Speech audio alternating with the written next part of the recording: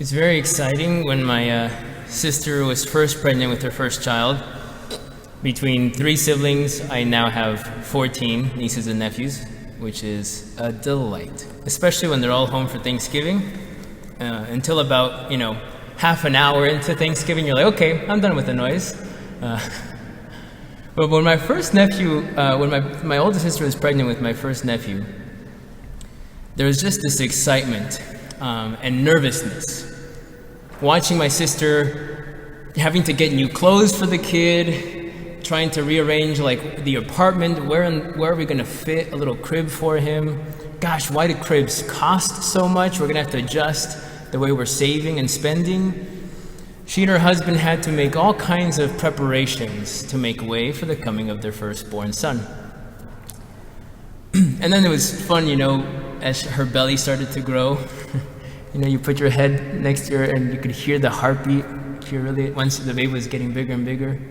Incredible to think that 10 weeks into conception, the baby already has a heartbeat. It's incredible. And then you can start to feel the baby moving around, and I was always asking, is he moving? Is he moving? And she's like, yeah, come put your hand here. And then when the baby's born, I remember distinct memories of holding my nephew for the first time. And my sister was pretty beat after pregnancy, and she spent a good amount of time at my parents' house, where I was still living at the time. And just holding my nephew and marveling at, you're the one that was in her belly. I feel like I've known you. You've been with us this whole time, but now I see you. That's very much the mystery that we are invited to enter into during Advent. Advent literally means coming, arrival, the approaching. Christ is coming. Now, Advent leads up or culminates in Christmas, where we commemorate, remember, make present to us the reality that Christ became a child, born of a virgin, by a miracle of God. And the miracle is extremely beautiful in that God, who is utterly different, who isn't some creature, a wispy cloud of a ghost. He's not this giant in outer space. He's not somewhere. He is the God who is. He is that which is the origin of everything that exists. He is the grounding, the foundation of all existence. Anyway, that's really philosophical stuff, but our God is totally other. He's not like us in time, etc., and the changing of our minds and our hearts, the ups and downs. He is so totally different, other, so totally distant in his existence, in his way of being. But in Christmas, what we're preparing for is recognizing that God has chosen to intervene, to become extremely close to us, to embrace and live the human realities that we live. So God is totally transcendent, is the fancy philosophical term. He's totally other. And he's totally immanent. Immanent being close, here. It's a great mystery. It's a beautiful thing. You'll notice that all of the first readings during Advent are from the prophets. So the next 4 Sundays we hear in the first reading of the Old Testament from prophets who foretell the promise of God's coming among us. That our God, who is the God of Israel, the God of mystery, the God of wonders, the God of history, that God is coming. He's entering into the world. One, he came at Christmas. So there's multiple comings. Clearly he came at Christmas at a moment in time where, in fact, to this day we count years based on the year he came. But God is also coming again. Christ himself is going to come at the end of time, at a time and day that we do not know. But our God is among us.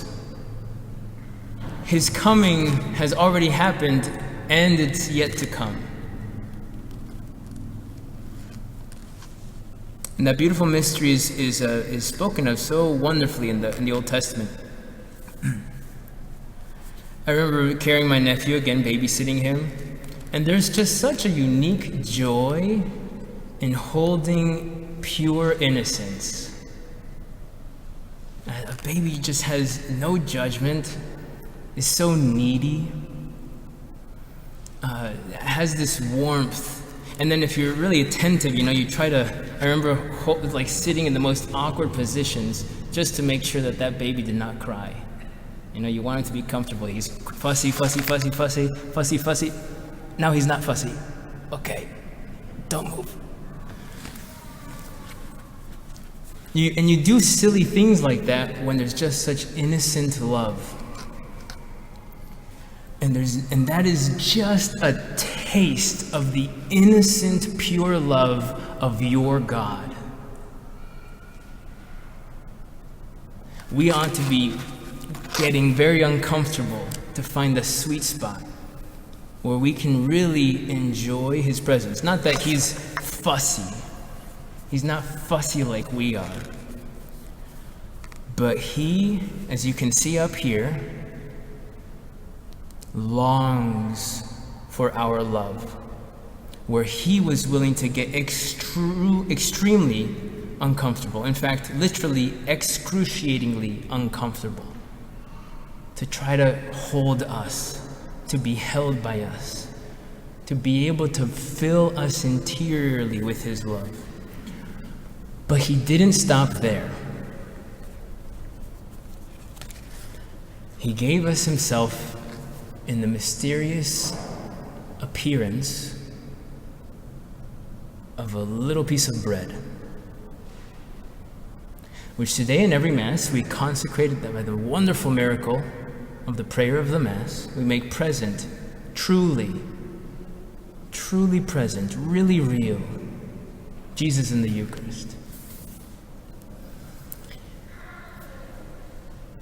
I recently had to make a difficult decision. Some of you might have seen my little announcement.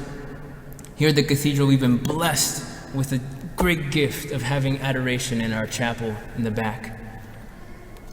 And it was really hard to have to cancel that, to have to close the doors, because 90% of the hours we had Jesus exposed, he was left alone. And I know some people pop in when they're able to pray before the Blessed Sacrament, but the privilege of having adoration, there's just nothing quite like it, because it's the mystery of putting my head up to my sister's belly. I can't see him. Oh, but he's there. And I get little signs of his presence. If that can be true of in some beautiful way with babies in the womb of their mothers, it is wildly more powerful before the presence of the Eucharist. So I'm really excited, because I hope that closing those doors will motivate people to try to make an effort, to get a little uncomfortable, to make a commitment to adoration. And perhaps Advent is the perfect time for that. Advent is a time of preparation, of making space in my heart, making space literally in my calendar for the Lord.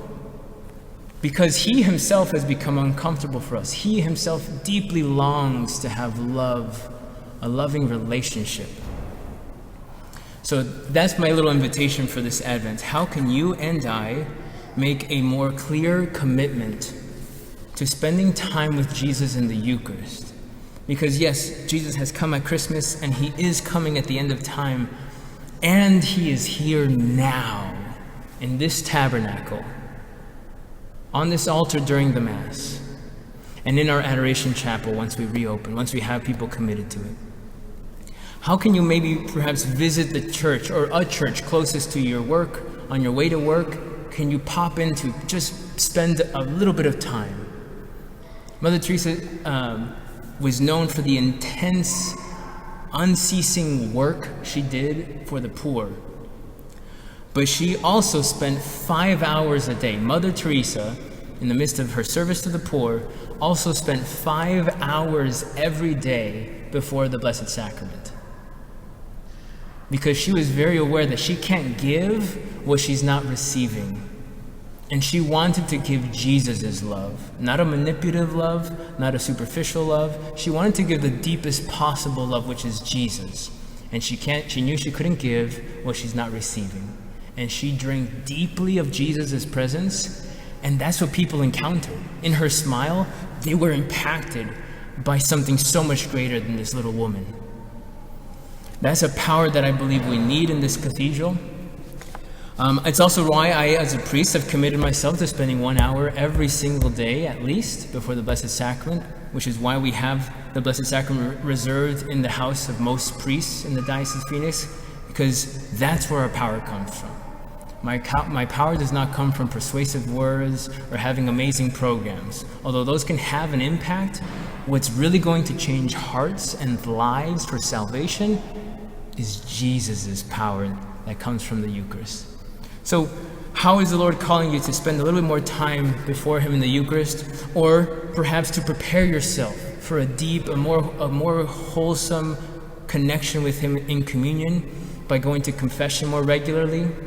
Perhaps some of you could make a commitment to doing confession once a week, just for Advent. So that's only 3 or 4 times to get to confession, to make an effort to get up early or get there on Saturday. Weekly confession is a simple way that you can spend a little bit more sensitivity to your heart and prepare yourself for a better, more fruitful reception of the Eucharist at Mass. Perhaps it's trying to get to daily Mass. We have Mass here every day, twice a day at least, and I am committed to celebrating Mass every day. Even on my day off or when I'm on vacation with family, I celebrate Mass every day, because there is something beyond. There's something powerful. It's being close to Jesus' presence as we wait for Him. He's truly here, and He's coming, and He came at Christmas. All of these mysteries commit in some way to making the Lord, making your heart and mind more present to Him who is so radically present, so easily present to you.